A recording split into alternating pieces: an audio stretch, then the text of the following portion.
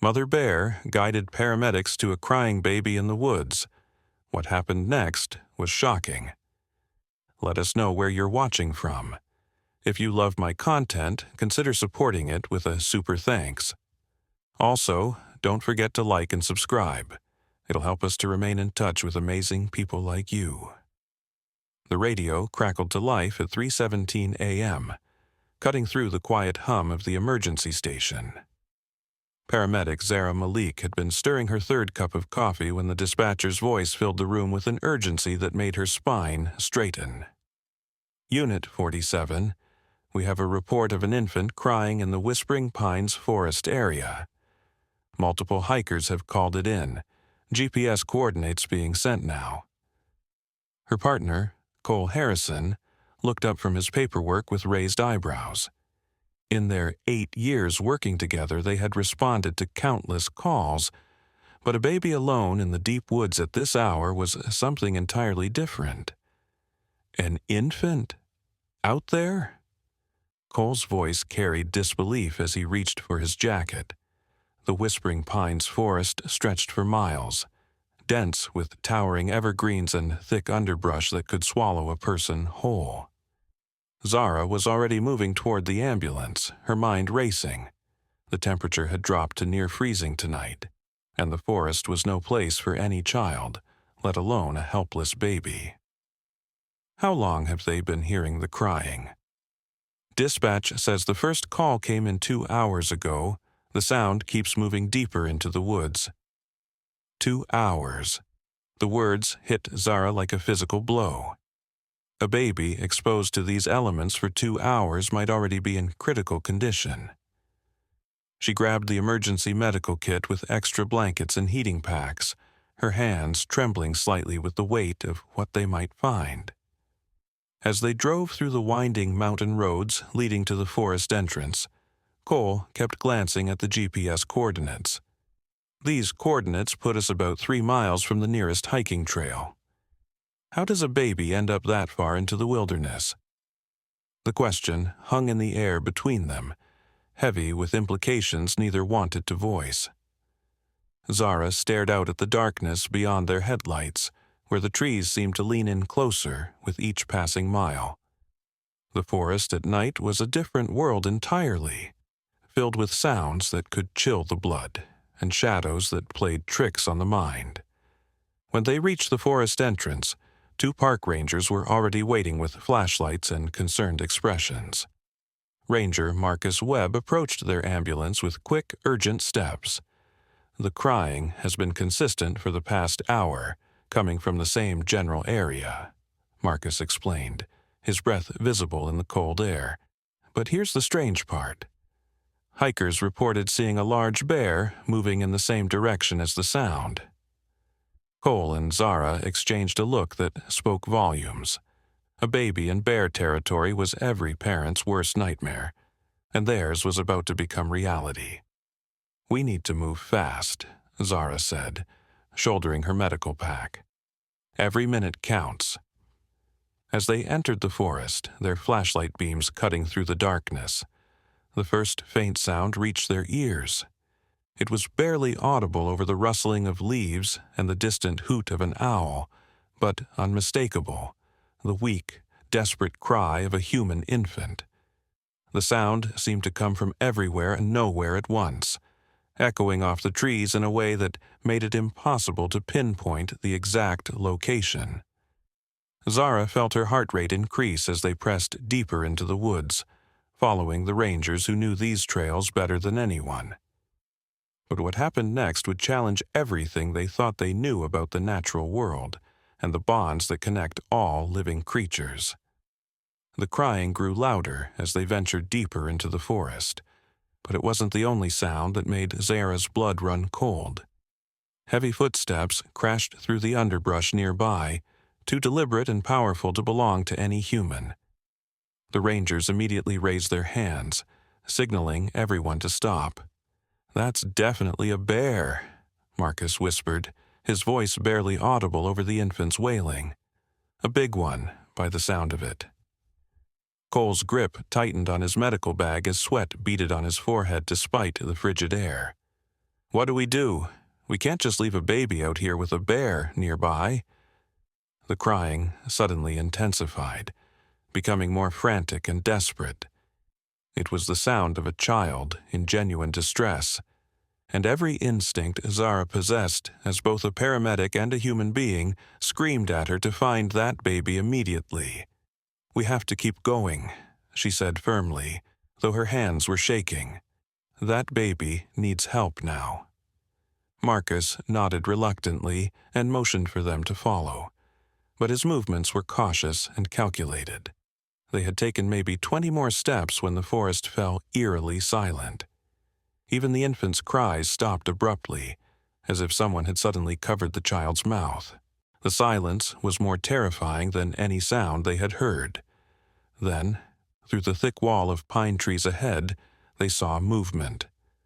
A massive shadow shifted between the trunks, and Zara felt her breath catch in her throat. The shadow was enormous, easily 7 feet tall when standing, with a bulk that suggested incredible strength. "Nobody move," Marcus breathed, raising his flashlight slowly. The beam illuminated the most extraordinary sight any of them had ever witnessed. A female brown bear stood about 30 feet away, her thick fur glistening in the artificial light. But instead of the aggressive posture they expected, she was looking directly at them with what could only be described as intelligence and purpose. More shocking still, she wasn't alone. Nestled against a fallen log behind her was a small bundle wrapped in what appeared to be a dirty blanket. The bundle moved slightly and a tiny arm emerged, followed by the renewed crying they had been following. "My God," Cole whispered. "The bear is guarding the baby." The massive bear took a step toward them, and every muscle in their bodies tensed for flight. But instead of charging, she did something that defied all logic and natural behavior. She looked back at the crying infant, then returned her gaze to the humans, and took another deliberate step in their direction. She was leading them to the baby. "This is impossible," Marcus muttered, his years of ranger training providing no framework for what he was witnessing. "Bears don't do this. They don't guide humans anywhere." But the evidence was undeniable. The bear moved slowly, constantly checking to ensure they were following, her massive head turning back toward them every few steps. When they hesitated, unsure whether to trust this unprecedented behavior, she stopped and looked at them with what appeared to be impatience. The baby's cries were growing weaker now, more of a whimper than a wail, and Zara knew they were running out of time. Hypothermia could set in quickly for an infant, and they had no idea how long the child had been exposed to these freezing temperatures. "We have to trust her," Zara said, surprising herself with the certainty in her voice. "That baby is dying." As they followed the bear deeper into the forest, Cole noticed something else that made his stomach churn with dread. "Look at the ground around the baby," he said quietly. Their flashlights revealed disturbed earth and broken branches surrounding the makeshift resting place. But more disturbing were the human footprints in the soft soil, footprints that led away from the baby and disappeared into the darkness of the deeper woods. Someone had brought this child here deliberately and left it to die. The bear seemed to sense their discovery. She looked toward the footprints, then back at them, and let out a low, rumbling sound that wasn't quite a growl, but conveyed unmistakable urgency. Her own cub appeared from behind a tree, staying close to its mother but watching the humans with curious, intelligent eyes. She found the baby first, Zara realized with dawning amazement. She's been protecting it, waiting for help to arrive. As they drew closer to the infant, they could see it was a little girl, perhaps 3 or 4 months old, with wisps of dark hair matted against her pale forehead. Her lips had a blue tinge that made Zara's heart race with professional alarm, but her eyes were open and alert, tracking the movement of the adults approaching her. The bear stepped aside as they reached the baby, but she didn't retreat. Instead, she settled onto her haunches nearby, watching their every movement with protective intensity. Her cub mimicked her posture, creating a surreal scene of interspecies cooperation that none of them would ever forget. Zara knelt beside the infant and began her assessment, her training taking over despite the extraordinary circumstances. The baby's core temperature was dangerously low, her breathing shallow but steady. As Zara carefully lifted the child, she discovered something that made her gasp. Pinned to the inside of the blanket was a handwritten note, barely legible in the dim light. But what she could make out sent chills down her spine that had nothing to do with the cold air. "Cole," she whispered urgently, "you need to see this." Cole moved closer, his flashlight beam joining hers to illuminate the crumpled piece of paper. The handwriting was shaky, as if written in great distress or fear. The words were smudged, but readable enough to make their blood run cold. "Please forgive me. They're coming for her. The bear will keep her safe until you find her. Look for the cabin with the red door. Don't trust anyone in uniform. Emma Rose deserves better than this. Tell her Mommy loves her." The note was signed with a single initial, M. "Emma Rose," Zara repeated softly, looking down at the baby, who was now wrapped in warming blankets from their medical kit. The infant's color was already improving, her breathing becoming more regular as her body temperature began to rise. But the note raised more questions than it answered. Who was coming for the baby? Why couldn't they trust anyone in uniform? And most disturbing of all, how did whoever wrote this note know that a bear would protect the child? Marcus read the note over Cole's shoulder, his face growing pale. A cabin with a red door? There are dozens of old hunting cabins scattered throughout these woods. Some haven't been used in years. The mother bear remained nearby, her watchful eyes never leaving the group. Her cub had ventured closer, showing remarkable curiosity about the human infant. The young bear sniffed the air around Emma Rose, then looked up at its mother as if seeking approval. "This is beyond anything I've ever seen," Cole muttered, gently checking the baby's vital signs. The bear's behavior, this note, the whole situation, it's like something out of a fairy tale. But their moment of wonder was shattered by the distant sound of vehicles approaching through the forest. Multiple engines, moving fast despite the rough terrain. The bear's head snapped up immediately, her ears pricked forward in alert attention. "That's not good," Marcus said, recognizing the urgency in the bear's posture. "She's sensing something we can't." The engines grew louder, accompanied by the harsh beam of powerful searchlights cutting through the trees.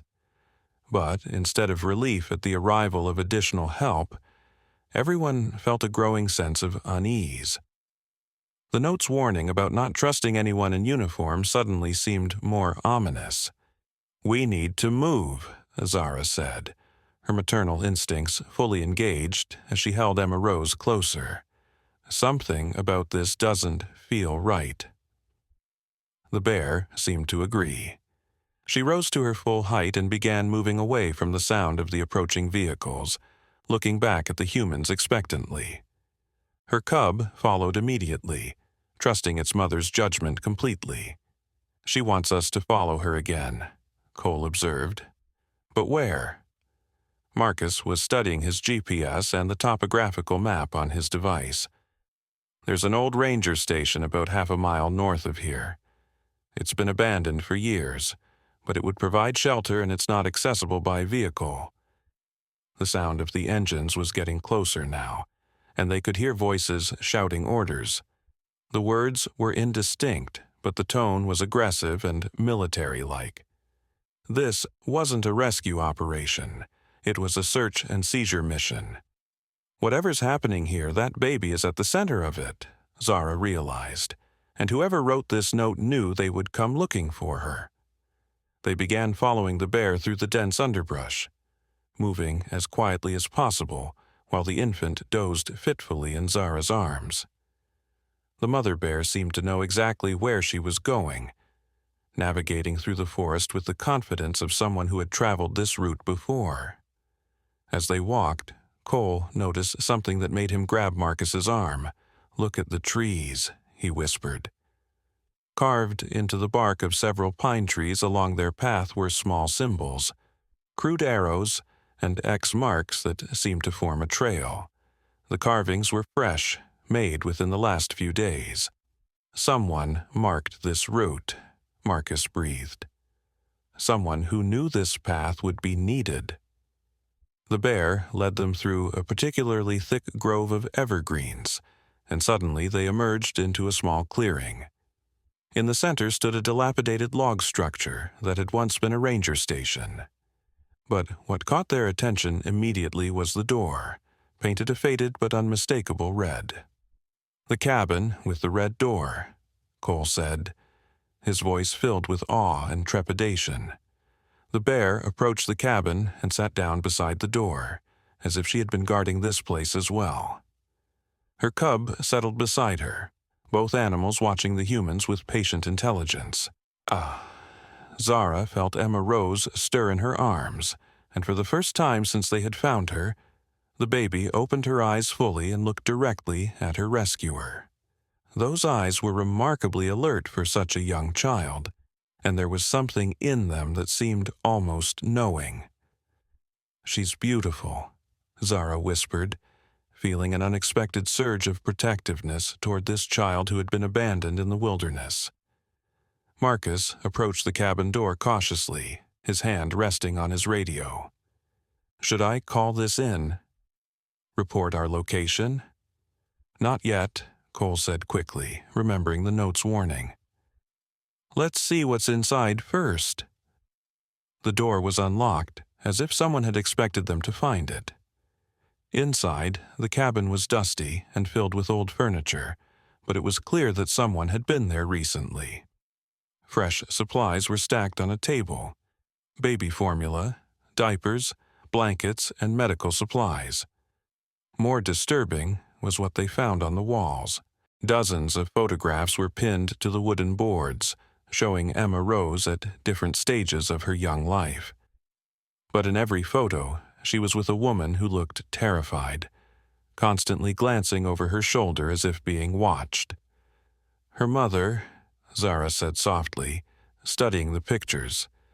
"She's been planning this for weeks, maybe months." But the most shocking discovery was yet to come. In the corner of the cabin, partially hidden under a tarp, was a stack of official-looking documents. Cole pulled them out and began reading, his expression growing more horrified with each page. "These are legal papers," he said, his voice shaking. "Custody documents, court orders, police reports. Emma Rose's mother, Maria Santos, has been fighting for months to keep her daughter away from—" He paused, reading more carefully. "From a man named Victor Carmine. According to these documents, he's Emma's biological father, but he's also wanted by the FBI for human trafficking." The pieces of the puzzle were beginning to fall into place, but the picture they revealed was darker than any of them had imagined. Maria Santos hadn't abandoned her daughter. She had hidden her in the one place she knew Victor Carmine would never think to look, under the protection of a wild animal that had somehow formed an extraordinary bond with the child. "The bear," Zara said suddenly. Maria must have encountered her before, maybe when she was scouting locations to hide Emma. That's how she knew the bear would protect her daughter. Outside, they could hear the sound of the search vehicles getting closer, their engines echoing through the forest as they systematically combed through the woods. The bear's ears were constantly moving, tracking every sound, her protective instincts on high alert. Emma Rose began to fuss, and Zara realized the baby was hungry. As she prepared a bottle from the supplies Maria had left behind, She couldn't help but think about the desperate mother who had made the impossible choice to leave her child with a wild animal, rather than let her fall into the hands of a dangerous criminal. "We have to get her to safety," Zara said firmly. "Real safety, not just away from the immediate danger." But as the sound of footsteps approached the cabin, they realized their sanctuary had been discovered. The bear rose to her full height, positioning herself between the cabin and the approaching threat, her protective instincts now extended to include the humans who had helped care for the child she had been guarding. Through the window, they could see flashlight beams cutting through the darkness, and voices were calling out commands in a language that sounded Eastern European. These weren't local police or search and rescue workers. "They found us," Marcus whispered, his hand moving to his weapon. Emma Rose seemed to sense the tension in the air. Instead of crying, she remained remarkably calm, her small hand gripping Zara's finger with surprising strength. It was as if she understood that her survival depended on the courage of these strangers who had risked everything to help her. The bear let out a low warning growl, and her cub moved closer to the cabin door. Whatever was about to happen, this extraordinary family of protectors, human and animal alike, would face it together. The footsteps outside grew closer, and through the grimy window they could see the silhouettes of at least 4 men moving with military precision through the trees. Their flashlights swept back and forth in coordinated patterns, and each man carried what appeared to be high-powered rifles. "These aren't law enforcement," Marcus whispered, his years of experience telling him immediately that something was very wrong. "Law enforcement doesn't move like this, doesn't carry weapons like that." Zara clutched Emma Rose closer to her chest, feeling the baby's tiny heartbeat against her own racing pulse. The infant remained remarkably calm, as if she had inherited her mother's survival instincts even at such a young age. Cole was frantically searching through more of the documents they had found, looking for any clue that might help them understand what they were dealing with. What he discovered made his blood run cold. "Victor Carmine isn't just wanted for human trafficking," he whispered urgently. "According to this FBI report, he's been running an international adoption ring. He kidnaps children from their mothers and sells them to wealthy families overseas. Emma Rose isn't just his daughter. She's merchandise to him." The implications hit everyone at once. Maria Santos hadn't just been hiding her daughter from an abusive father. She had been protecting her from a man who would sell his own child to the highest bidder. Outside, one of the men barked an order in what sounded like Russian, and the search pattern changed. They were closing in on the cabin, and there was nowhere to run. But the mother bear had other plans. She moved away from the cabin door and disappeared into the shadows, her cub following obediently. For a moment, Zara felt abandoned, but then she heard something that made her realize the bear's strategy was far more sophisticated than any of them had imagined. A tremendous crash echoed through the forest, followed by shouting and the sound of men running. The bear had created a distraction, drawing the searchers away from the cabin by making noise in the opposite direction. "She's giving us a chance to escape," Marcos breathed in amazement. "She's deliberately leading them away from us." But their relief was short-lived. Through the back window of the cabin, they saw another figure approaching. A woman moving stealthily through the trees, her face hidden by a dark hood. Unlike the armed men, she moved with the desperation of someone who had everything to lose. "Maria," Zara whispered, recognizing the woman from the photographs. "That's Emma's mother."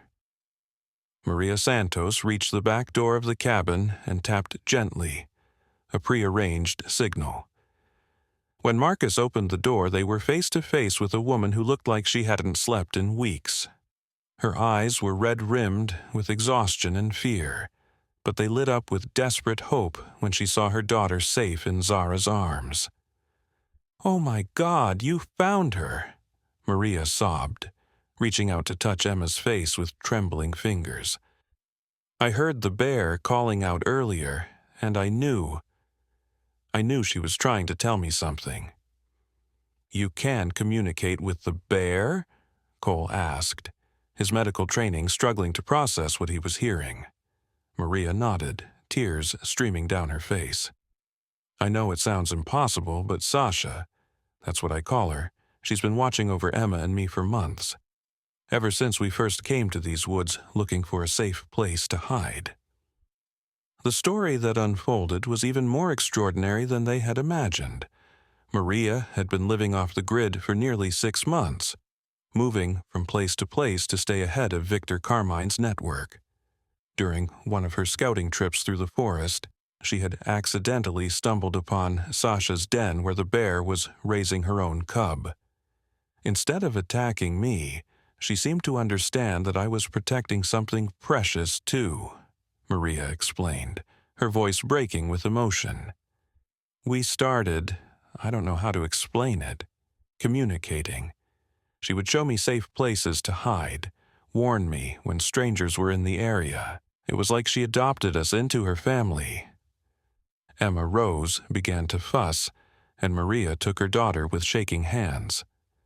The baby immediately settled, recognizing her mother's touch and scent. But their reunion was interrupted by the sound of the searchers returning, their voices angry and frustrated.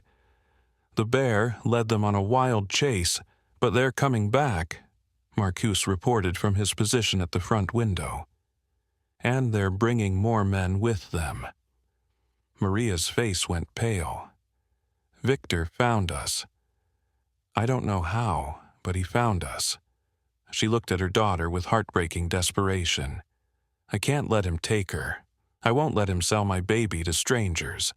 There has to be another way out of here," Zara said, her protective instincts fully engaged. "What about the Forest Service roads, the old logging trails?" Marcus was already consulting his maps. "There's an old mining road about 2 miles north, but it's rough terrain and we'd have to travel on foot.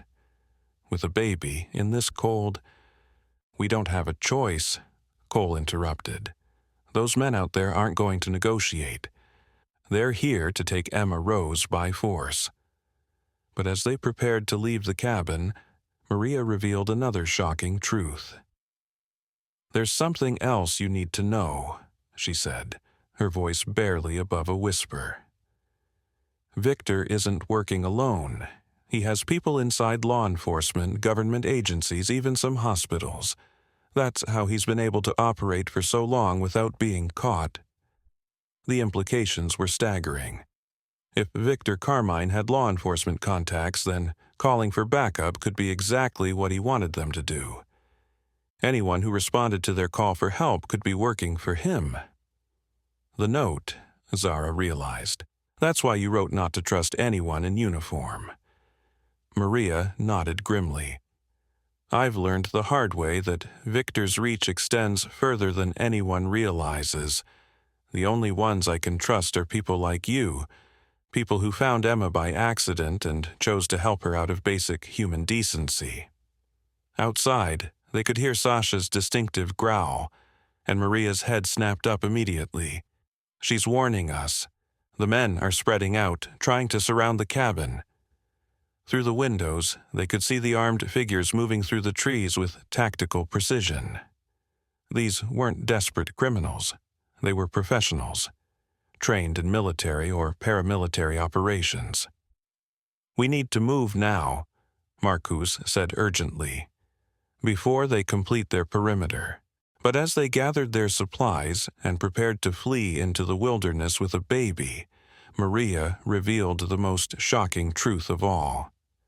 "Victor isn't just Emma's biological father," she said, her voice heavy with shame and fear. "He's also a federal agent. He works for a division of Homeland Security that's supposed to combat human trafficking, but he's been using his position to facilitate it instead." The room fell silent as everyone processed this revelation. They weren't just dealing with a criminal. They were dealing with a corrupt federal agent who had the full resources of the government at his disposal. That's how he's been staying ahead of the FBI investigation, Cole realized. He knows exactly what they're looking for and how to avoid it. Maria nodded. And that's why I couldn't go to the police, couldn't trust any official channels. Victor has convinced everyone that I'm an unstable mother who kidnapped her own child. He has court orders, psychiatric evaluations, even fake medical records that make me look like a dangerous person. Emma Rose began to cry softly, as if sensing the tension and fear in the room. Maria rocked her gently, singing a lullaby in Spanish that seemed to calm the baby immediately. "My grandmother used to sing that song to me," Maria whispered. "She always said it would protect children from harm. I never believed in such things until I met Sasha. Now I believe that sometimes the universe sends us protectors in the most unexpected forms." As if summoned by her words, Sasha appeared at the back door of the cabin, her massive form moving with surprising stealth. Her cub was right behind her, and both bears looked agitated but determined. "She's telling us it's time to go," Maria said, somehow understanding the bear's body language. "She's found us a safe route out of here." But as they prepared to follow Sasha into the wilderness, Cole made a discovery that changed everything. Hidden in the final stack of documents was a USB drive, and taped to it was a note in Maria's handwriting. "Evidence of Victor's crimes," the note read. "Financial records, communications with buyers, lists of children he's trafficked. Everything the FBI needs to stop him. If something happens to me, make sure this reaches Agent Sarah Chen at the FBI's Crimes Against Children unit. She's the only one I trust." Cole held up the USB drive, and everyone understood immediately. This wasn't just about saving Emma Rose anymore. This was about stopping a monster who had been destroying families for years. "We have to get this to the FBI," Zara said firmly. "But first, we have to survive long enough to do it." Sasha let out a low, urgent growl, and through the window they could see why. The armed men had completed their perimeter and were beginning to close in on the cabin from all sides. "Now or never," Marcus said, shouldering his pack. As they prepared to follow a wild bear into the darkness of the forest, carrying a baby whose life hung in the balance and evidence that could bring down a dangerous criminal network, none of them could have imagined that their night was about to become even more extraordinary. The sound of helicopters approaching in the distance told them that Victor Carmine had called in reinforcements. The hunt for Emma Rose was about to become a full-scale military operation, and their only allies were a mother bear and her cub who had somehow chosen to stand with them against impossible odds. Sasha moved to the back door of the cabin and looked over her shoulder at the group, her meaning unmistakable. They needed to leave immediately. Maria quickly gathered the baby supplies, while Zara secured Emma Rose in a carrier that would keep her warm and allow for easier movement through the forest. "Stay close together," Marcus whispered as they prepared to follow Sasha into the wilderness. "And whatever happens, don't lose sight of the bears. They know this forest better than any of us." As they slipped out the back door, the sound of the helicopters grew louder, accompanied by the distinctive whump-whump of rotor blades cutting through the night air. But these weren't standard search and rescue helicopters. The engine noise was too powerful, too military in nature. "Black Hawks," Marcus identified grimly. "Victor's pulling out all the stops." Sasha led them through a maze of fallen logs and dense underbrush, her massive form moving with surprising grace through terrain that would have been nearly impossible for humans to navigate alone.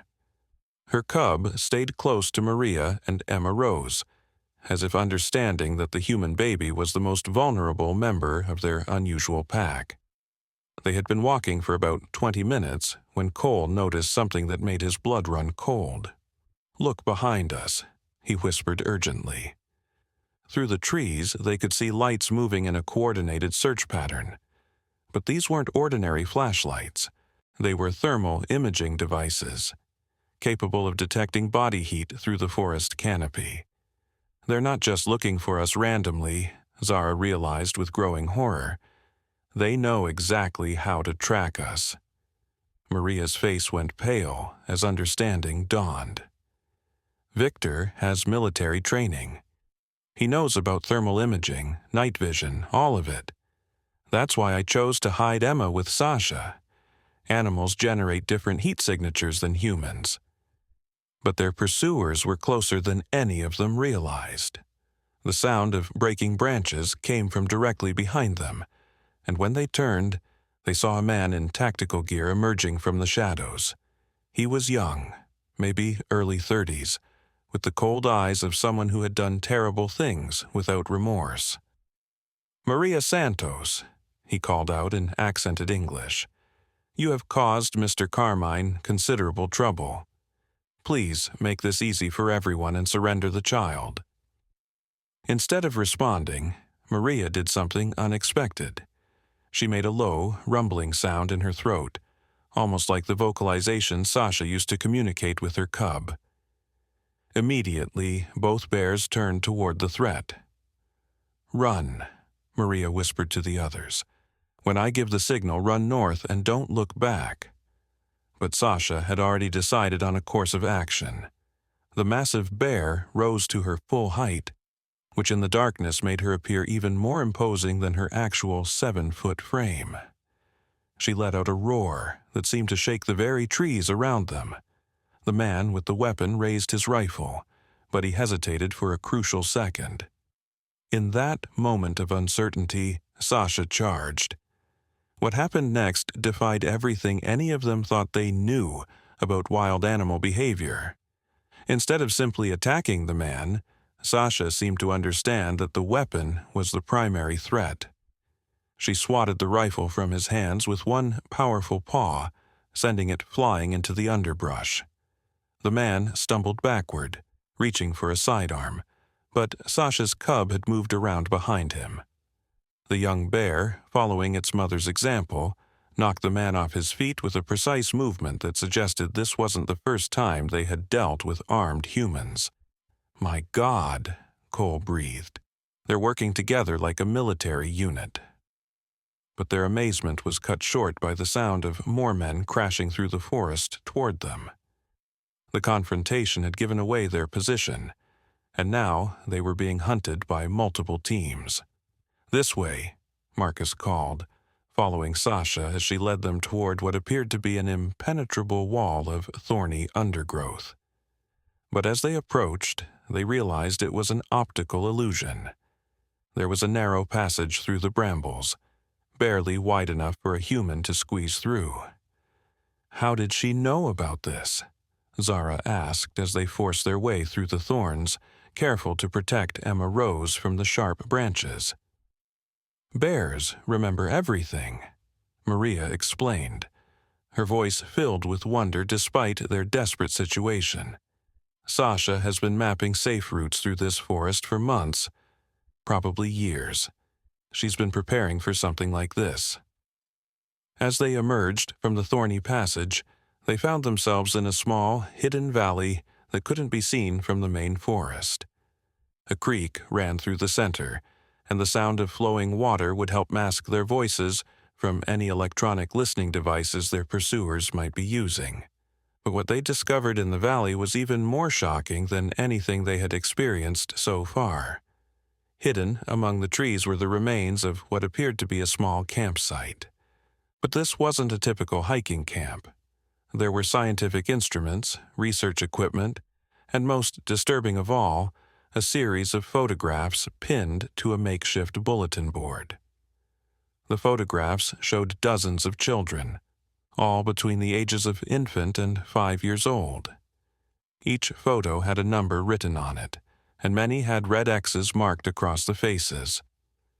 "Victor's client catalog," Maria said, her voice shaking with rage and horror. "Those X's mark the children who have already been delivered." Cole examined the equipment more closely and made a discovery that changed everything they thought they knew about the situation. "This isn't just a campsite," he said slowly. "It's a research station. Someone has been studying the bears, documenting their behavior, their intelligence levels." Among the scattered papers, Zara found a journal written in English, but with notes in multiple languages. The handwriting was precise, scientific, and completely chilling in its clinical detachment. "Subject exhibits unprecedented cognitive abilities," she read aloud. "Maternal instincts extend to non-species offspring. Potential applications for enhanced security protocols being evaluated." The implications hit everyone at once. Someone had been using Seisha and her cub as test subjects, studying their protective behaviors to develop new methods of hiding trafficked Qi. "They've been experimenting on the bears," Marcus said, his voice filled with disgust, "using their natural protective instincts as part of Victor's operation." But Maria was shaking her head. "No, you don't understand. This isn't Victor's research. Look at the dates on these entries. They go back 3 years, long before I ever met Sasha." She picked up another journal and began reading. "Dr. Elena Volkov, Behavioral Research Division, Project Guardian." Maria looked up with dawning understanding.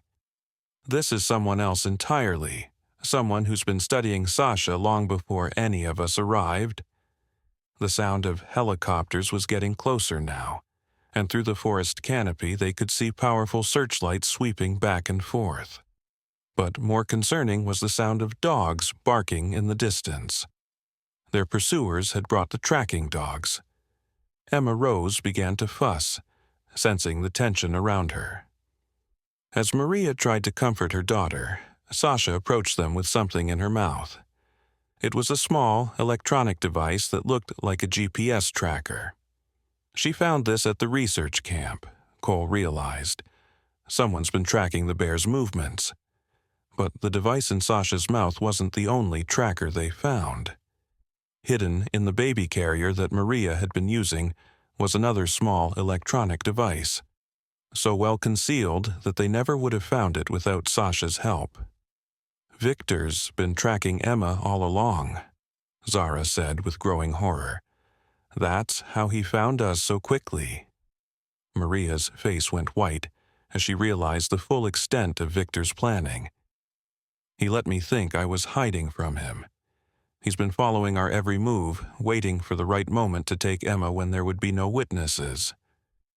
The discovery of the trackers explained everything. How Victor's men had found the cabin so quickly, how they seemed to know exactly where to look. But it also revealed something else. They were dealing with an operation far more sophisticated and far-reaching than any of them had imagined. "Dr. Elena Volkov," Cole said, still reading through the research journals. "According to these notes, she's been running behavioral experiments on wildlife for the past 5 years. Bears, wolves, even some large cats. She's been studying how animals form protective bonds with humans." "But why?" Zara asked. "What's the point of this research?" The answer came from an unexpected source. Through the trees, they heard a woman's voice calling out in Russian-accented English. But this wasn't one of Victor's mercenaries. This voice was older, more authoritative. "Maria Santos," the voice called. "I know you're out there. I'm Dr. Elena Volkov, and I believe we need to talk." Sasha's reaction to the voice was immediate and unmistakable. Instead of the protective aggression she had shown toward Victor's men, she moved toward the sound with what could only be described as recognition. "She knows this person," Maria whispered in amazement. "Sasha knows Dr. Volkov." But as they tried to decide whether to trust this new arrival, They made another discovery that turned their understanding of the situation completely upside down. Hidden in the final research journal was a photograph that made everyone's blood run cold. It showed Victor Carmine shaking hands with a woman in a laboratory coat. The woman was clearly Dr. Elena Volkov, and they were standing in front of a large cage containing a bear cub. "They're working together," Marcus said grimly. "Victor and this Dr. Volkov, the research, the bears, Emma's disappearance, it's all connected." But Maria was studying the photograph more carefully, and what she saw made her gasp. "Look at the date stamp on this photo," she said urgently. "It's from 4 years ago, and look at the bear cub in the cage." They all looked closer, and the resemblance was unmistakable. The cub in the photograph was Sasha's offspring, the same young bear who had been helping protect Emma Rose. Dr. Volkov raised Sasha's cub in captivity, Zara realized. She's been studying their family bond for years. The voice calling through the trees grew closer, and with it came the sound of footsteps moving toward their hidden valley. But these footsteps were different from the heavy military tread of Victor's mercenaries. They were lighter, more careful, as if the person making them was genuinely concerned about not alarming the wildlife. "I'm coming alone, Doctor," Volkov called out. "I'm not armed, and I'm not working with Victor Carmine. I need to explain what's really happening here before more people get hurt." Sasha looked toward Mariah, as if seeking guidance about whether to trust this person who had been such a significant part of her life. The bear's behavior suggested a complex relationship with Dr. Volkov. Not fear, but not complete trust either. "We need answers," Cole said finally. "And she might be the only person who can give them to us." But as they prepared to emerge from their hiding place, Emma Rose did something that shocked everyone. The baby, who had been remarkably calm throughout their entire ordeal, suddenly began crying with an intensity they hadn't heard before. It wasn't the cry of a hungry or uncomfortable infant. It was the sound of a child in genuine distress. Sasha's reaction was immediate. She moved protectively in front of the group, her hackles rising as she scanned the surrounding forest. Her cub followed suit, both bears sensing a danger that the humans couldn't yet detect. Then they heard it, the distinctive sound of tranquilizer rifles being loaded somewhere in the darkness around them. Dr. Volkov wasn't alone after all, and whatever she had planned for them and the bears, it wasn't a conversation. But Emma Rose's cries had triggered something deeper in Sasha than any of them could have imagined. The massive bear let out a call that resonated through the forest. Not a roar of aggression, but something else entirely. It was answered immediately by similar calls from multiple directions. "What's happening?" Zara whispered, clutching Emma Rose closer as the baby's cries suddenly stopped. Maria's eyes widened with understanding. "She's calling her family, not just her cub, her entire extended family." Within moments, the forest around them came alive with movement. Bears emerged from the shadows. Not just one or two, but an entire community. Adults and cubs, moving with coordinated purpose that defied every scientific understanding of bear behavior. Dr. Volkov's voice rose in panic from somewhere in the darkness.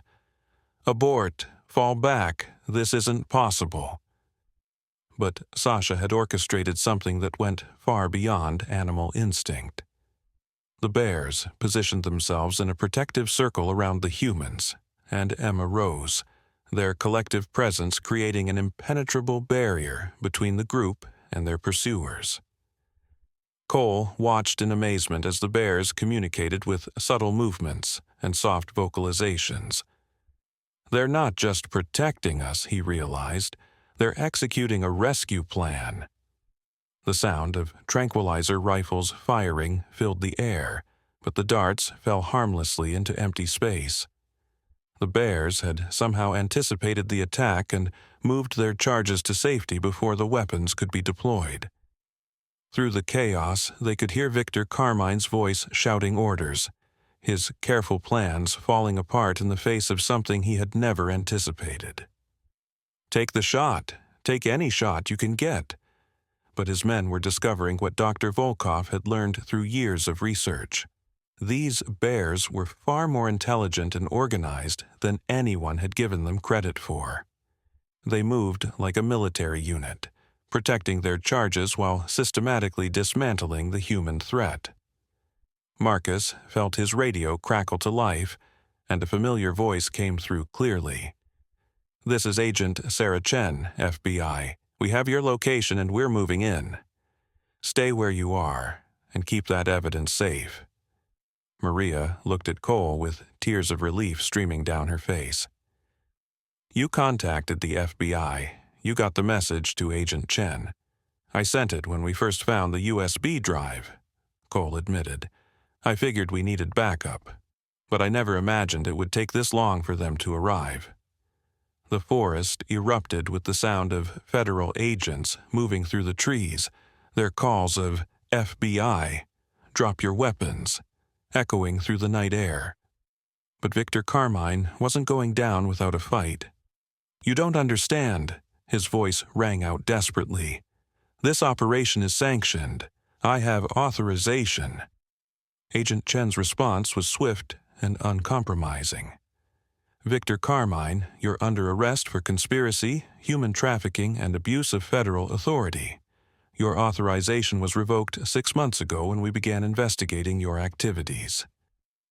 As the sounds of arrest and surrender filled the forest, Sasha approached Emma Rose one final time.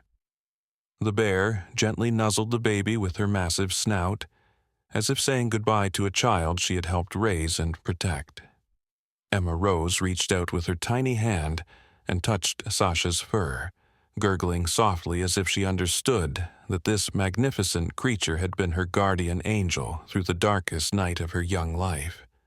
Dr. Volkov was led away in handcuffs, her years of research and experimentation finally exposed.